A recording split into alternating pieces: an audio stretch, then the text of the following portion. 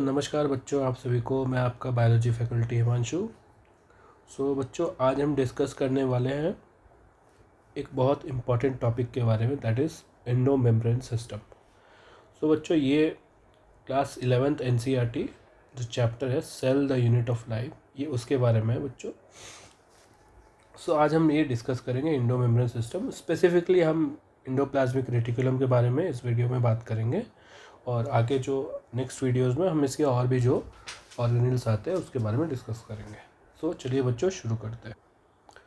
बच्चों, अगर बात करें हम एंडोमेम्ब्रेन सिस्टम की, ये बच्चों जो सिस्टम है, ये जो सिस्टम होते हैं बच्चों, ये उन सेल ऑर्गेनेल्स को बताते हैं हमें जो आपस में जिनके फंक्शन कोऑर्डिनेटेड वे में काम करते हैं। फॉर एग्जांपल, जैसे कि हम बात करें एंडोमेम्ब्रेन सिस्टम्स के अंदर कौन कौन से सेल ऑर्गेनेल्स आते हैं।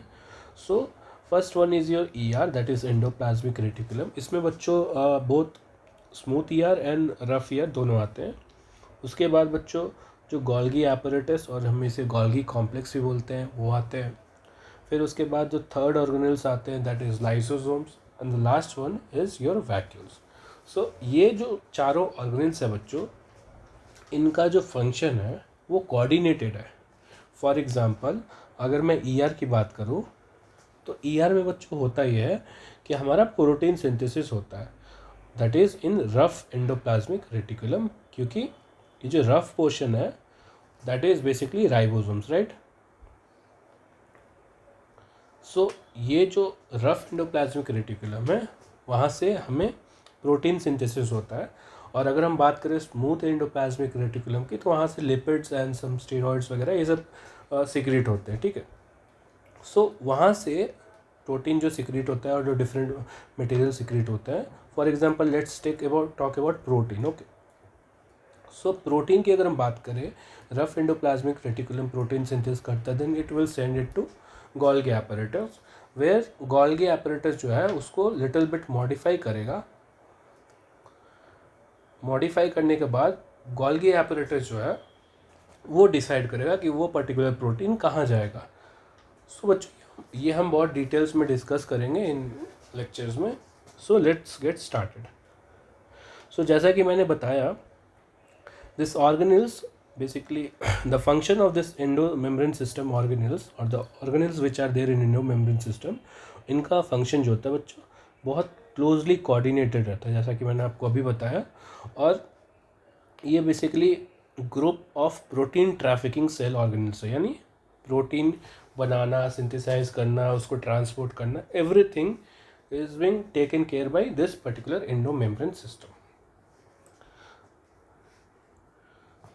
अगर हम इसके ऑर्गेनेल्स के बारे में डिस्कस करें, first organelles will be your endoplasmic reticulum. इस लेक्चर में हम बेसिकली एंडोप्लाज्मिक रेटिकुलम पे ही फोकस करेंगे। Let's get started with endoplasmic reticulum. First of all, what is endoplasmic reticulum? ये जो एंडोप्लाज्मिक रेटिकुलम होता है बच्चों, ये लिपिड प्लस प्रोटीन, अगर हम इसकी कॉम्पोजिशन के बारे में पता करें या बताएं, तो ये बेसिकली लिपिड्स एंड प्रोटीन से मिलके बना होता है, that is endoplasmic reticulum. And जो एंडोप्लाज्मिक रेटिकुलम रहता है वो एक नेटवर्क के फॉर्म में रहता है, प्रोटीनियस नेटवर्क्स जो होते हैं उसके फॉर्म में रहता है। दैट मीन्स ये आपके न्यूक्लियस से स्टार्ट होता है। अगर आप ये डायग्राम देखें, मैं जूम कर दे रहा हूँ फॉर दिस डायग्राम। अगर आप ये डायग्राम देखें बच्चों, तो ये हो गया आपका न्यूक्लियस, ओके। ये न्यूक्लियस हो गया, आप देखिए। ये न्यूक्लियस से बहुत क्लोजली अटैच है दिस, ओके।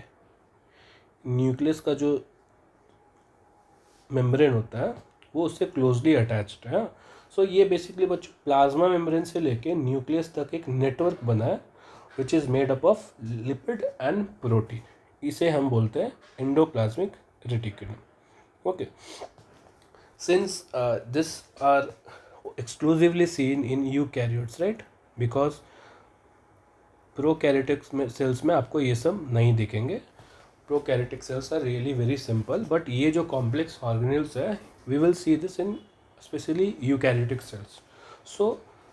अगर आपको पता हो यूकैरियोटिक सेल्स का एक exclusive function, that eukaryotic cells are membrane bond, right.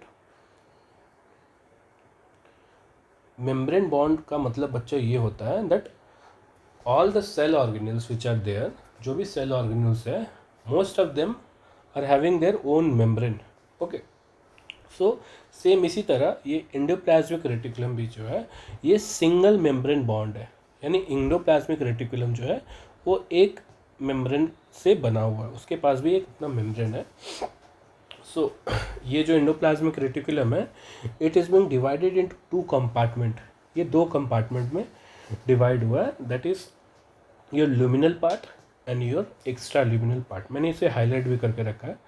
So luminal part बच्चों ये होता है, फॉर एग्जांपल अगर आप ये डायग्राम देखें, सो जो इनसाइडर पार्ट है, जो एंडोप्लाज्मिक रेटिकुलम के अंदर का पार्ट है, उसे हम बोलेंगे ल्यूमिनल पार्ट।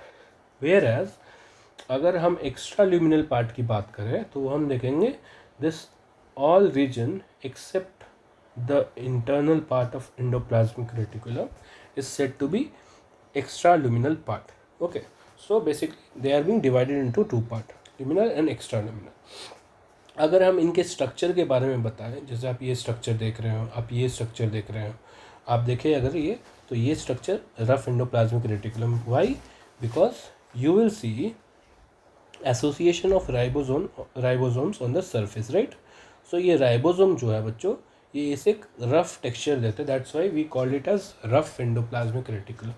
वेयर एज अगर आप बात करें स्मूथ एंडोप्लाज्मिक रेटिकुलम की, तो आप देखेंगे ये ट्यूब्यूल्स के फॉर्म में, right, they are in the tubules form, और ये स्मूथ है, you will not see any ribosomes or any attachment of ribosomes in this smooth endoplasmic reticulum। Okay, so ये जो स्ट्रक्चर है, जो ऐसा स्ट्रक्चर आपको दिख रहा है, कंटिन्यूस पैरेलल स्ट्रक्चर, इसे इस स्ट्रक्चर को हम बोलते हैं cisternae. Okay, cisternae. Whereas this structure मैंने आपको बताया इसे हम ट्यूब्यूल्स बोलते हैं। हम इसके बारे में डिस्कस करते हैं बच्चों। जो स्ट्रक्चर ऑफ एंडोप्लाज्मिक रेटिकुलम है लाइक दिस, आप यहाँ पे देखें। सो बेसिकली एंडोप्लाज्मिक रेटिकुलम में हमें तीन टाइप के स्ट्रक्चर देखने मिलते हैं। First is your cisternae, second is your vesicles and third is your tubules. अगर हम बात करें फर्स्ट स्ट्रक्चर की, सिस्टर्ने की, so we will see if we see the structure. So first of all अगर आप देखें, ये फ्लैट है, ये फ्लैट है, and they are flat sac like structure, usually they are unbranch, you will not see any branch. आप देखें ये इंडिविजुअली पैरेलली रन कर रहा है but they are not branch, right. So ये अनब्रांच स्ट्रक्चर है, एक पैरेलल बंडल फॉर्म में रहता है। आप देखिए एक सिस्टर्ने अनदर सिस्टर्ने के पैरेलली रन कर रहे हैं। ओके, सो ये आपको मोस्टली आपको देखने को मिलेगा, आप ये डॉट डॉट देख रहे हैं, basically this are ribosomes, right. जैसा कि मैंने आपको डायग्राम में भी दिखाया, ये जो आपको देखने को मिलेगा cisternae, that is associated with rough endoplasmic reticulum. Okay, so ये आपको दैट्स वाई ये आप स्मॉल स्मॉल डॉट दिख रहा है, which is nothing just ribosome. So इनका मेन फंक्शन क्या है? सी बच्चों, endoplasmic reticulum is responsible for protein synthesis, right, protein synthesis, but only the rough endoplasmic reticulum, not the smooth. Smooth वाला का काम दूसरा है, जो कि हम आने वाले लेक्चर्स में डिस्कस करेंगे। But for if we talk about protein synthesis, तो प्रोटीन सिंथेसिस जो है वो कौन कराता है बच्चों? Rough endoplasmic reticulum. बिकॉज आपको भी पता है प्रोटीन सिंथेसिस के लिए आपको राइबोसोम्स होना बहुत ज़रूरी है, जो कि हमें आरईआर में देखने को मिलते हैं। ओके, सो ये जो सिस्टर्ने है ये हमारा प्रोटीन सिंथेसिस में इसका इन्वॉल्वमेंट रहता है, मॉडिफिकेशंस ऑल्सो। अगर हम दूसरे स्ट्रक्चर की बात करें, that is the vesicles. So vesicles क्या होता है बच्चों?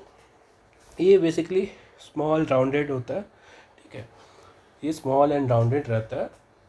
It is found on the edge of cisternae and tubules. अगर आप देखें वेसिकल्स इस डायग्राम में, आई होप यहाँ पे हो। ओके, आई डोंट, यहाँ पे नहीं है। ओके, नो प्रॉब्लम बच्चों। सो हम आगे देखेंगे क्या होता है वेसिकल्स अच्छे से। सो ये स्मॉल राउंडेड होते हैं, ओवल भी हो सकते हैं, एंड अगर हम बात करें तो ये सिस्टर्ने और ट्यूब्यूल्स के एज में पाए जाते हैं। बच्चों वेसिकल्स क्या करते हैं ना, जैसे कोई प्रोटीन मॉडिफाई करके एंडोप्लाज्मिक रेटिकुलम गोल्गी बॉडी को भेजा, सो ये प्रोटीन जो है ये वेसिकल्स में ही होके जाएंगे, ठीक है, ये वेसिकल्स में ही होके जाएंगे गोल्गी बॉडी तक, या जो भी डिफरेंट सोर्स तक इनको जाना है। सो ये वेसिकल्स का ये काम है, ठीक है। देखिए अगर आप function bud up from endoplasmic reticulum to transport protein lipids to Golgi bodies, जैसे कि मैंने बताया स्मूथ एंडोप्लाज्मिक रेटिकुलम का काम है lipid synthesis, right, lipid synthesis smooth endoplasmic reticulum का काम है। So protein synthesis will be done by rough one and lipid synthesis will be done by smooth one. So देखिए ये बर्ड ऑफ होके transportation का काम करता है, ठीक है। I hope it is clear. Next structure is our tubules. अगर हम ट्यूबुल्स की बात करें तो जैसे कि आप स्ट्रक्चर देख रहे हैं, दे आर ब्रांच, राइट, ये ब्रांच्ड फॉर्म में होते हैं और ये मोस्टली नॉट मोस्टली ये मेनली एसोसिएटेड होते हैं स्मूथ एंडोप्लाज्मिक रेटिकुलम के साथ, ओके।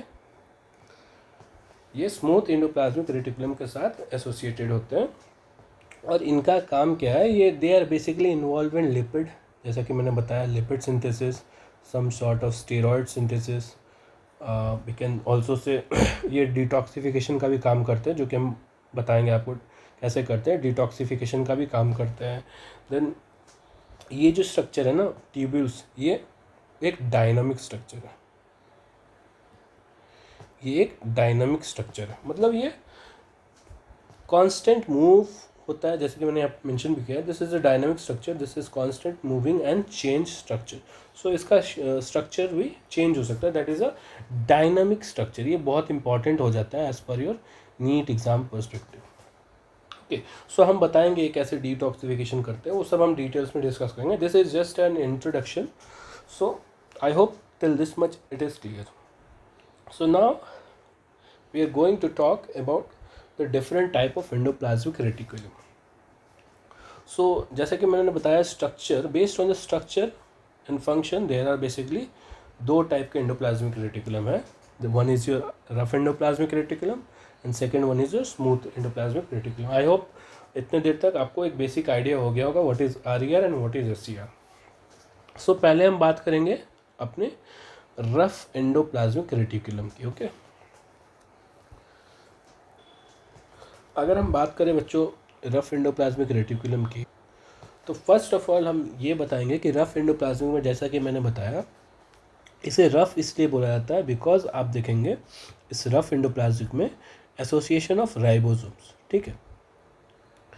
सो राइबोसोम जो होते हैं बच्चों, लाइक यहाँ पे मैंने एक इम्पॉर्टेंट पॉइंट भी मार्क किया, अगर आप देखें सो ATS राइबोसोम्स, ऑब्वियसली इसमें ATS राइबोसोम्स रहता है because this is a eukaryotic cells and ribosomes on rough endoplasmic reticulum bind with the larger subunit. So जैसे कि बच्चों आपको पता हो राइबोसोम के दो सब यूनिट होते हैं, राइट, एक स्मॉलर होता है एक लार्जर होता है। सो लार्जर सब यूनिट जो होता है उसके मतलब उसके उस एंड से वो बाइंड करते हैं, ओके। और ये बाइंड कैसे करते हैं बच्चों, दो प्रोटीन्स होते हैं। सो जो ATS RNA है, ATS राइबोसोम, सॉरी, ये क्योंकि कैरियोटिक सेल से तो ऑब्वियसली ATS RNA राइबोसोम्स हो गए। सो जो बड़ी सब यूनिट है उसके थ्रू ये कनेक्ट रहता है अपने रफ एंडोप्लाज्मिक रेटिकुलम पे। ये कनेक्ट कैसे रहता है बच्चों, इसमें दो ग्लाइकोप्रोटीन बहुत हेल्प करते हैं। दो ग्लाइकोप्रोटीन के सहारे ये कनेक्ट होता है। पहला प्रोटीन का नाम है बच्चों, यहाँ पे मैंने लिखा है राइबोफोरिन 1 एंड राइबोफोरिन 2। ये जो दो प्रोटीन है बच्चों, ये बेसिकली रिस्पॉन्सिबल है हमारे जो राइबोसोम से उनका अटैचमेंट कराने के to rough endoplasmic reticulum. So ये दो प्रोटीन बच्चों एग्जाम पर्सपेक्टिव से बहुत इंपॉर्टेंट है। And this ATS ribosomes and कौन से साइड से वो बाइंड किया है, तो दैट इज़ द लार्जर सब यूनिट। अगर जैसे फॉर एग्जांपल ये बड़ी सब यूनिट है, ये छोटी सब यूनिट है, तो जैसे ये छोटी है ये बड़ी है और ये एंडोप्लाज्मिक रेटिकुलम, तो बड़ी सब यूनिट के थ्रू ये बाइंड हुआ है, ठीक है। आप देखिए ये अटैच हुआ है बड़ी सब यूनिट के थ्रू और दो ग्लाइकोप्रोटीन हेल्प करते हैं, that is ribophorin 1 and ribophorin 2। This are basically two protein, okay.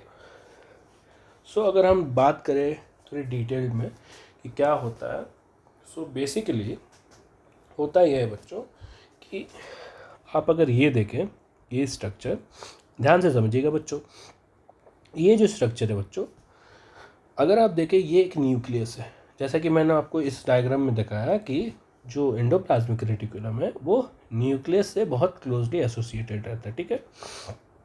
होता ये है बच्चों कि जैसे कि ये न्यूक्लियस है, न्यूक्लियस में हमारा जेनेटिक मटेरियल है, राइट। तो ये जो डीएनए है, by the process of transcription, ये जो प्रोसेस होता है डीएनए में, इससे क्या होता है, हमारा जो डीएनए है that will be transform into mRNA, which is mRNA, which is also known as, this M stand for messenger RNA. So ये मैसेंजर आरएनए जो है बच्चों, ये मैसेंजर आरएनए, इससे हम प्रोटीन सिंथेसिस करते हैं, ठीक है। सो अगर हम देखें by the process of transcription, ये मैसेंजर आरएनए जो है डीएनए से तैयार हुआ, और ये जो मैसेंजर आरएनए ना बच्चों, ये with the help of this nuclear envelope, जो न्यूक्लियस में स्मॉल स्मॉल पोर्स होते हैं, not envelope, nuclear pores, sorry, ये जो स्मॉल स्मॉल पोर्स होते हैं, इसके थ्रू ये प्रोटीन जाके यहाँ पे बैठता है, राइबोसोम्स पे बैठता है, right. Not protein, this mRNA. So again I am telling, again I am clearing it, हमारे न्यूक्लियस में जो ट्रांसक्रिप्शन प्रोसेस होता है, उससे क्या होता है, हमारा जो डीएनए है that is our genetic material, वो कन्वर्ट होता है एमआरएनए में। ये एमआरएनए मॉलिक्यूल अपने न्यूक्लियर पोर से निकल के ये कहाँ जा रहा है, ये हमारे राइबोसोम पे बैठ रहा है, देखिए आप, ठीक है। उसके बाद हो ये रहा है बच्चों कि राइबोसोम पे बैठने के बाद ये एमआरएनए, ये जो एमआरएनए है बच्चों, जो राइबोसोम पे बैठा है, by the process of translation, again बच्चों ये बहुत इम्पॉर्टेंट है ये टर्म्स, ठीक है। ट्रांसलेशन, ये क्या होता है, ट्रांसलेशन में पहला प्रोसेस तो था वो ट्रांसक्रिप्शन था। ट्रांसक्रिप्शन में क्या होता है बच्चा, ट्रांसक्रिप्शन में डीएनए से आपका एमआरएनए बनता है, राइट। वेयर एज अगर हम बात करें ट्रांसलेशन प्रोसेस की, तो इसमें क्या होता है बच्चों, एमआरएनए से हमारा क्या बनता है, प्रोटीन बनता है, ठीक है। ये हमारे एमआरएनए से जो प्रोटीन बनाता है, इस प्रोसेस को हम बोलते हैं ट्रांसलेशन। सो डीएनए में से ट्रांसक्रिप्शन हो रहा है, जिससे हम एमआरएनए बना रहे हैं। अब ये एमआरएनए इस न्यूक्लियर पोर से निकल के इस राइबोसोम पे बैठ जा रहा है, राइबोसोम पे बैठ के ये क्या कर रहा है, ट्रांसलेट होके ये बना रहा है प्रोटीन, राइट। अब ये प्रोटीन अंदर आ जा रहा है हमारा एंडोप्लाज्मिक, रफ एंडोप्लाज्मिक रेटिकुलम के ल्यूमिनल एरिया में आ जा रहा है। ल्यूमिनल मतलब जैसे कि मैंने बताया बच्चों, अंदर का हिस्सा जो है उसे ल्यूमिनल पार्ट बोलते हैं, और ये सब रेस्ट एरिया को हम एक्स्ट्रा ल्यूमिनल बोलेंगे। सो यहाँ से प्रोटीन आ रहा है अंदर, ठीक है। अंदर आने के बाद बच्चों हो ये रहा है कि इस ल्यूमिनल पार्ट पे ना जो ये स्ट्रक्चर है, आप देखें सिस्टर ने इसे बोलते हैं, राइट। सो यहाँ पे आपको देखेंगे ना, वॉल्स पे आपको बहुत सारे आपको एंजाइम्स मिलेंगे, ओके, बहुत सारे आपको एंजाइम्स मिलेंगे। ये एंजाइम्स क्या करेंगे बच्चों, जैसे कि ये मैं अंदर का स्ट्रक्चर यहाँ पे मैंने डिटेल में बताया कि जैसे कि ये एक एंजाइम है, मॉडिफाई करेगा बेसिकली, ये एक एंजाइम है, ये क्या करेगा, जो हमारा प्रोटीन है ना, जैसे हमारा प्रोटीन आया, ठीक है, ये हमारा ब्लू वाला हमारा प्रोटीन है, राइट। ये देखिए आप, मैंने इसको भी ब्लू कलर से डिनोट किया, ये ब्लू वाला हमारा प्रोटीन है। ये ब्लू वाले प्रोटीन के साथ एक oligosaccharide which is a sugar molecule, right, ये एक ओलिगोसैकेराइड अटैच कर देगा, ठीक है। सो क्या होगा, और ये ओलिगोसैकेराइड अटैच, ये थोड़ा इंपॉर्टेंट है, ध्यान से सुने। ये जो एंजाइम्स है जो कि यहाँ पे आपको दिख रहे हैं डिफरेंट डिफरेंट जगह पे, ये क्या करेंगे, ये एक एंड में रखेंगे प्रोटीन जो कि यहाँ से होके आया है, दूसरे एंड में ये क्या करेंगे, इस प्रोटीन को एक ओलिगोसैकेराइड मॉलिक्यूल से टैग कर देंगे। ये कौन से एरिया पे टैग करेंगे, जहाँ पे एस्पार्जिन अमीनो एसिड होगा, वहाँ पे ये ओलिगोसैकेराइड को प्रोटीन से टैग कर दिया, ठीक है। इस प्रोसेस को इस प्रोसेस को हम क्या बोलेंगे बच्चों, जिसमें हम एक ओलिगोसैकेराइड मॉलिक्यूल को प्रोटीन में टैग कर रहे हैं, इस प्रोसेस को हम बोलते हैं बच्चों N link glycosylation. N linked glycosylation बहुत इंपॉर्टेंट है बच्चों ये आपके एग्जाम्स के लिए, ठीक है। ये प्रोसेस को हम बोलते हैं एन लिंक ग्लाइकोसिलेशन। सो ये हमारा एंड प्रोडक्ट है, दैट इज मॉडिफाइड प्रोटीन। यहाँ पे आप देखें प्रोटीन भी है, यहाँ पे ओलिगोसैकेराइड्स भी है, व्हाइट कलर ओलिगोसैकेराइड्स को डिनोट कर रहा है, और ये ब्लू कलर ये हमारा प्रोटीन मॉलिक्यूल को, प्रोटीन को डिनोट कर रहा है, that is the glycoprotein. Okay, ये ग्लाइकोप्रोटीन बन गया। आई होप यहाँ तक क्लियर होगा। ये हम यहाँ तक आ गए, ठीक है। ये बीच में मॉडिफिकेशन हुआ, इसमें जो भी ऐड वोड करना तो हो गया। एंड बच्चों एक इंपॉर्टेंट बात, ये एस्पार्जिन बहुत इंपॉर्टेंट है। कौन से एरिया और कौन से स्पेसिफिक अमाइनो एसिड में ये अटैच होता है, that is asparagine, that is the specific amino acid in which this oligosaccharide attach होता है, ठीक है। I hope it is clear.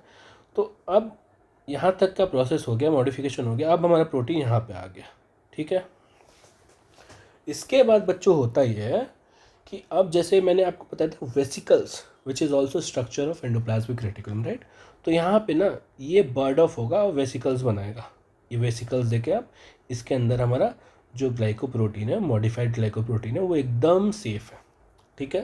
Because they have to travel what cytoplasm, right. बीच में थोड़ा तो साइटोप्लाज्म आएगा ना, तो ये वेसिकल्स उससे भी प्रोटेक्शन करता है, that is also a point. Okay, so अब ये वेसिकल्स में आ गया। सो अब ये वेसिकल्स को पता कैसे चलेगा कि मुझे जाना कहाँ है। तो question arises how this vesicles will go, क्योंकि इसे जाना तो आपका गोल्गी कॉम्प्लेक्स में और गोल्गी एपरेटस में, वहाँ पे थोड़ी बहुत और मॉडिफिकेशन होगी, फिर वहाँ से डिलीवर हो जाएगा जहाँ जहाँ जाना है जिसको। तो ये जो पर्टिकुलर वेसिकल्स है ना, इसके पास भी एक प्रोटीन होता है which is known as COP2 protein. मैं यहाँ पे लिख दे रहा हूँ COP2 प्रोटीन। ये जो प्रोटीन है बच्चों, ये इसे बताएगा कि बेटा तुम्हें तो जाना है गोल्गी के पास, ये उसे गोल्गी के पास लेके आएगा। अब आप देखिए ये COP2 प्रोटीन है, इसने इसे डायरेक्ट किया और ये आगे सीधा गोल्गी में यहाँ पे फ्यूज़ हो गया, और इसने अपना सारा कंटेंट जो कि इसने यहाँ पे मॉडिफाइड किया था ये अंदर गोल्गी में डाल दिया, गोल्गी के ल्यूमिनल एरिया में डाल दिया। ओके, अब क्या होगा बच्चों यहाँ इसके बाद अगर हम बात करें तो गोल्गी के पास भी थोड़ा बहुत मॉडिफिकेशन होगा, लिटिल बिट मॉडिफिकेशन होगा। सो इम्पॉर्टेंट ये है इसमें आपके एग्ज़ाम पर्सपेक्टिव से कि गोल्गी का 2 फेज़ होता है, 2 मुंह होता है गोल्गी का, ठीक है। पहला मुंह को बोलते हैं हम लोग सिस फेज। ये हम जब गोल्गी के बारे में डिस्कस करेंगे तो वहाँ पे भी मैं डिटेल में बताऊंगा, बट अभी आपकी जानकारी के लिए मैं बता दूं कि जो फेस या जो मुंह एंडोप्लाज्मिक रेटिकुलम की तरफ है, ओके, इस मुंह को हम बोलेंगे cis face. Okay, cis face. Whereas जो फेस प्लाज्मा मेम्ब्रेन के टुवर्ड्स है, क्योंकि अगर आप देखो तो ये एक सेल है, राइट, हम सेल की बात कर रहे हैं, ये एक सेल है। सो ये आपका न्यूक्लियस हो गया, ये आपका ER हो गया, और ये आपका गोल्गी हो गया। सो जो फेस आपका प्लाज्मा मेम्ब्रेन के पास है ना, प्लाज्मा मेम्ब्रेन को फेस कर रहा है, that face is known as trans face. So RER से जो वेसिकल्स के फॉर्म में आ रहा है, जो हमारा ग्लाइकोप्रोटीन है, वो आ रहा है हमारा सिस फेस में, यहाँ से एंटर कर रहा है।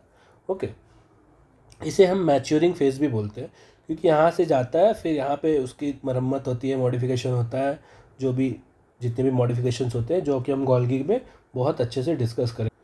तो जो भी मरम्मत होता है, फिर अंदर से ये बोलते हैं मैच्योरेशन फेज। यहाँ पे जो यहाँ से जो निकल रहा है ना, यहाँ से जो हमारा प्रोटीन मॉडिफाई होके निकल रहा है, that protein is the final one. अब ये जाएगा, ये गोल्गी भेजता है इसे टैग करके। जैसे आप फॉर एग्ज़ाम्पल आप कहीं कोई एक ऑनलाइन वेबसाइट से कुछ ऑर्डर कर रहे हो, ठीक है, तो होगा क्या कि आपका प्रोडक्ट लेबलिंग यहाँ पे होता है, ठीक है, कि जैसे मान लो आप कहीं कोलकाता में रहते हो फॉर एग्ज़ाम्पल, ठीक है, तो ये प्रोडक्ट कोलकाता में जाएगा, तो ये लेबल करता है गोल्गी कि ये वाली प्रोटीन किधर जाएगी, ये वाली प्रोटीन किधर जाएगी, ये वाली प्रोटीन किधर जाएगी, ठीक है। सो ये हो गया हमारा गोल्गी में। अब गोल्गी से जब ये मॉडिफाइड होके दिस ट्रांस फेज में आएगा ना, तो यहाँ पे इसे पता होगा कि इसे जाना कहाँ है, ये भी अभी यहाँ से भी निकलेगा तो वेसिकल्स फॉर्म में ही निकलेगा, वेसिकल्स फॉर्म में ही निकलेगा, यहाँ से भी निकलेगा। तो सो ये 3 जगह जा सकता है, ये जो फाइनल फॉर्म है ये 3 जगह जा सकता है। पहला जगह होता है, क्योंकि ये ग्लाइकोप्रोटीन है, राइट, ग्लाइकोप्रोटीन है, since we are talking about the smooth endoplasmic reticulum. So ये पहला जगह जाएगा या तो मेम्ब्रेन प्रोटीन में जाएगा। मेम्ब्रेन प्रोटीन में बच्चों जैसे कि जो प्लाज्मा मेम्ब्रेन होता है, अगर आपने प्लाज्मा मेम्ब्रेन का स्ट्रक्चर पढ़ा होगा और अगर आपने फ्लूइड मोज़ाइक मॉडल पढ़ा होगा, अगर आपने फ्लूइड मोज़ाइक मॉडल पढ़ा होगा तो आपको उसमें पता होगा कि जो हमारा प्लाज्मा मेम्ब्रेन है ना, that is in the form of lipid bilayer, right, ये लिपिड बाइलेयर के फॉर्म में है, ठीक है, which is basically made up of your glycoprotein. Okay, so ये वहाँ पे जाके ग्लाइकोप्रोटीन का काम करेगा प्लाज्मा मेम्ब्रेन में, ठीक है। ये हो गया फर्स्ट। सेकेंड बच्चों हो गया ये some sort of secretory protein बनाएगा, ठीक है, जो कि मे बी सेल के बाहर जाए। Okay, some sort of secretory protein जो कि सेल के बाहर जाए, for example hormones, okay, hormones, okay, may be some enzymes, okay, they are basically secretory protein, right? So maybe this protein will go this lipoprotein will go and will make some secretory protein which will include hormone and enzymes and all, okay। ये हो गया इसका दूसरा part, ये मतलब यहाँ पे भी जा सकता है। तीसरा जो जगह है that is some specialized protein which is nothing, which is also known as your lysosomal protein। That means this specialized one or this one will help in the formation of lysosomes, okay, ये lysosomes का formation की में काम आएगा। lysosomes क्या है बच्चों, मैं इसी लेक्चर में, क्योंकि ये वो lysosomes भी इंडो मेम्ब्रेन सिस्टम का पार्ट है, तो मैं नॉट इन दिस लेक्चर मैं ये भी कंप्लीट करूँगा lysosomes के बारे में आने वाले लेक्चरों में। सो लाइजोसोम जो है बच्चों, इसे हम क्या बोलते हैं, suicide bag, right. I hope आपको ये बेसिक आइडिया हो, नॉट बैग, ये bags, okay. So suicide bag हम इसे क्यों बोलते हैं बच्चों लाइजोसोम को, because this lysosomes have some hydrolytic enzymes, like for example let's say nucleases is an enzyme which will degrade nucleic acid, for example DNA and all, okay। then we have proteases also, ये मैं discuss करूँगा, which will degrade protein, lipase also which will degrade your lipids, okay। so उसके formation में this specialised protein के formation, liposomal protein के formation में भी ये हेल्प करता है, ठीक है। सो हमने अभी तक क्या देखा बच्चों, न्यूक्लियस से एक क्विक रिवीजन देखे तो न्यूक्लियस से डीएनए जो है हमारा जेनेटिक मटेरियल है, उसमें हो रहा है transcription process, with the help of transcription DNA हमारा कन्वर्ट हो जा रहा है एमआरएनए में। अब एमआरएनए जो है न्यूक्लियर जो पोर है, इससे थ्रू जाकर राइबोसोम्स पे बैठ जा रहा है। वे राइबोसोम से कहाँ बैठ रहा है, ये एटीएस राइबोसोम से, राइट, एंड ये बैठ रहा है अपने लार्जर सब यूनिट के साथ बैठ रहा है, मतलब नीचे अगर मान लो ये है तो नीचे लार्जर सब यूनिट रहेगी, ऊपर स्मॉलर सब यूनिट रहेगी, ठीक है। उसके बाद किसके हेल्प से बैठ रहा है, 2 ग्लाइकोप्रोटीन था, जैसे कि राइबोपोरिन 1 राइबोपोरिन 2, ठीक है। उसके बाद क्या हो रहा है, ट्रांसलेशन प्रोसेस हो रहा है, इससे क्या हो रहा है, एमआरएनए से क्या बन रहा है, प्रोटीन, राइट, प्रोटीन आ रहा है रफ एंडोप्लाज्मिक के ल्यूमेन पार्ट में। यहाँ से क्या हो रहा है, डिफरेंट एंजाइम है जो कि मॉडिफाई कर रहे हैं। कैसे मॉडिफाई कर रहे हैं, एक हाथ में आपका प्रोटीन है और एक हाथ में आपका एक ऑलिगोसैकेराइड है which is a sugar molecule.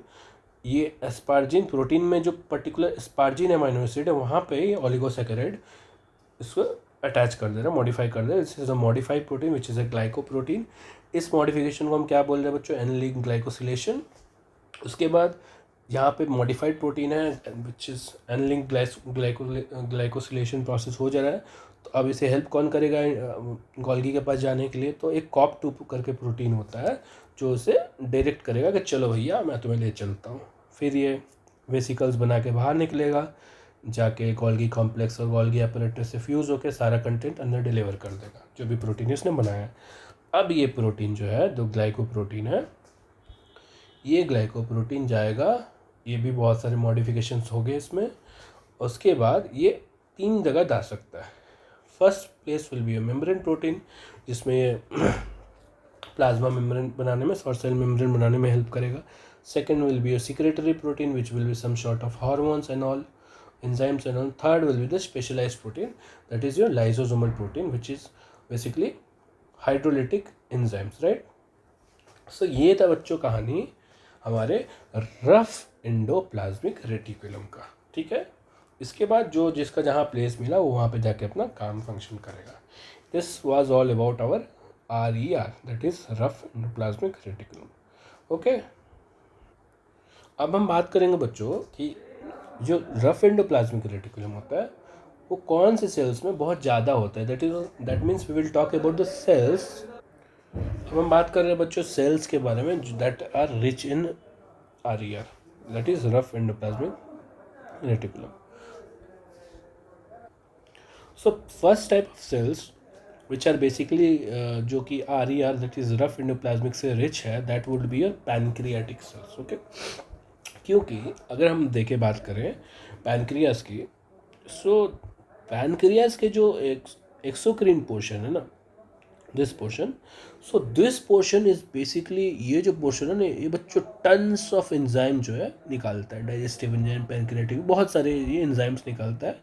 Okay, सब बहुत सारे डाइजेस्टिव एंजाइम्स ये रिलीज करता है, ठीक है। तो ये जो पैनक्रियाटिक सेल्स है वहाँ पे आपको देखने को मिलेगा this cells are RER rich.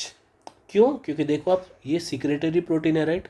जैसा कि मैंने आपको यहाँ पे बताया था कि ये some sort of secretory proteins भी बनाएंगे which is basically hormones, right, और एंजाइम्स। सो देखिए आप, यहाँ पे आपको एंजाइम्स की ज़रूरत है।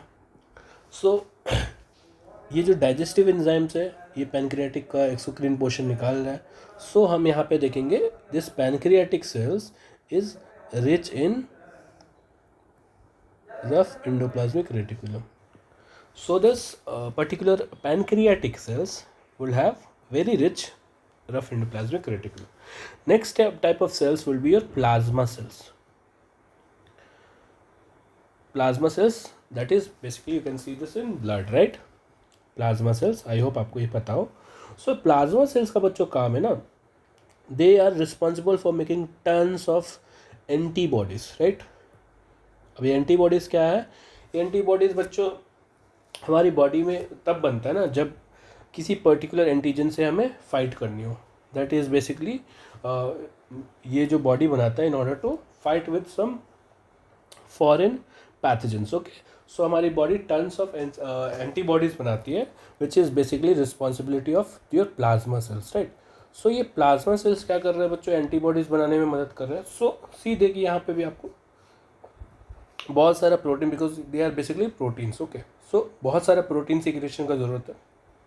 So this plasma cell will be rich in RER because यहाँ पे टन्स ऑफ एंटीबॉडीज़ बनाया जा रहा है। Okay, next will be your goblet cell. This goblet cells आप इनको अपने इंटेस्टिनल लाइनिंग में देखेंगे, ठीक है, जहाँ ये बेसिकली ये जो प्रोटीन, ये जो गॉबलेट सेल्स है ना, ये क्या सीक्रेट करते हैं? ये म्यूसिन सीक्रेट करते हैं। Okay, it is basically a jail like structure, gel like. ये आपके थ्रोट्स वगैरह में, आपके थ्रोट में, आपके ओसोफेगस में, इंटेस्टिनल ट्रैक में ये आपको देखने को मिलता है, ठीक है। सो ये म्यूसिलिन सीक्रेट करेंगे जो कि बेसिकली जेल लाइक स्ट्रक्चर होता है, जिससे क्या होगा बच्चों? ये हमारे ऑर्गन्स को ल्यूब्रिकेट करेगा।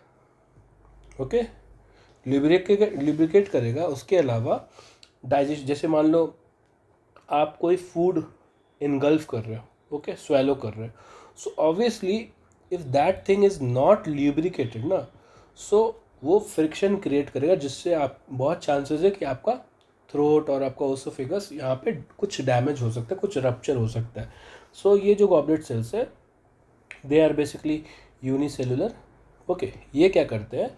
ये एक लिक्विड जेल लाइक स्ट्रक्चर और जेल लाइक लिक्विड छोड़ते हैं, सिक्रीट करते हैं, बेसिकली नॉट छोड़ते हैं। सो उससे क्या, जिसे हम लोग म्यूकस भी बोलते हैं या म्यूसिलिन भी बोलते हैं। सो ये क्या करते हैं बच्चों, ये हमारे फ्रिक्शन रिड्यूस करते हैं, एंड देन ये बहुत जगह पे बहुत काम है इसका। For example in mouth, like buccopharyngeal cavity of frog में आपको दिखेगा ये म्यूकस सिक्रेशन, जो कि बेसिकली जो फॉरेन पार्टिकल्स है उसको ट्रैप भी करते हैं sometime, right.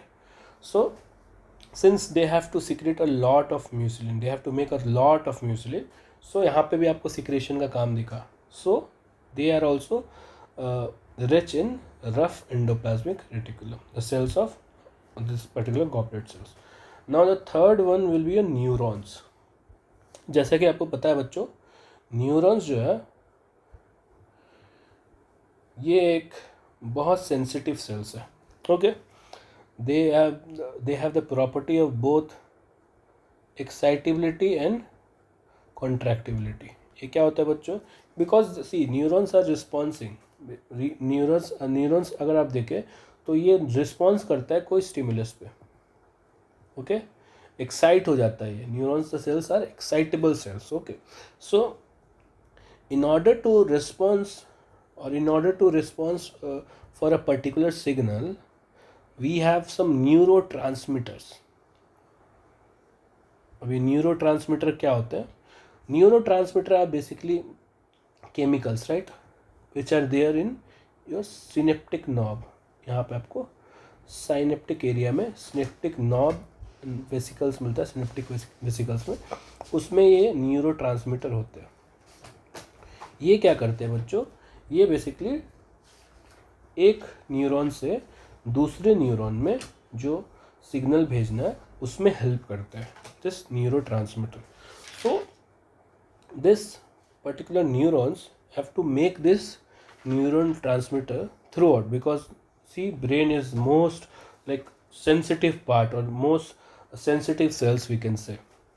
Okay, so in order to produce this particular neurotransmitter, okay, which is a chemical, so that's why they are rich in rough endoplasmic reticulum। I hope till this much it is clear। and one more thing is that neurons में जो main body होती है, cell body होती है, इसमें हम एक नीसल granules करके एक चीज़ देखने को मिलता है, which is basically cluster of ER and ribosome, which are basically responsible for synthesis of protein, right. I hope till this much it is clear. So this was all about your rough endoplasmic reticulum, जहाँ पे हमने discuss किया about this। first we discuss about this endomembrane system, क्या होता है, कैसे होता है, then we discuss about this endoplasmic reticulum, उसके स्ट्रक्चर के बारे में हमने बात किया, that is tubules, cisternae and your vesicles। फिर हमने बात किया कि क्या मैकेनिज्म है, बहुत डिटेल्स में हमने बात किया। सो जो भी मैंने बताया COP2 प्रोटीन, फॉर एग्जांपल राइबोफ्लोरिन 1, ये बहुत ही इंपॉर्टेंट है, ये एग्ज़ाम में आ भी चुका। Okay, this protein name and COP2 protein and everything, this transcription process, translation process, ये आपको पता होना चाहिए बच्चों। मॉडिफिकेशन कैसे हो रहा है, कौन सा शुगर यूनिट आ रहा है, ऑलिगोसैकेराइड्स हो गया, कौन से अमाइनो स्पेसिफिक अमाइनो एसिड से बाइंड कर रहा है, दैट इज एस्पार्जिन। सो ये सब बच्चों हमने डिस्कस किया। Lastly we also discussed about the structure and we also discussed about the cells which are rich in rough endoplasmic reticulum। okay, so that's all for today। ठीक है, I hope आपको ये समझ में आया होगा ये लेक्चर। अगर आपको कोई भी डाउट हो, please feel free to ask in comment section. I will try to reply you everyone. Thank you. Thank you for watching। If you like the video, please like, share and subscribe।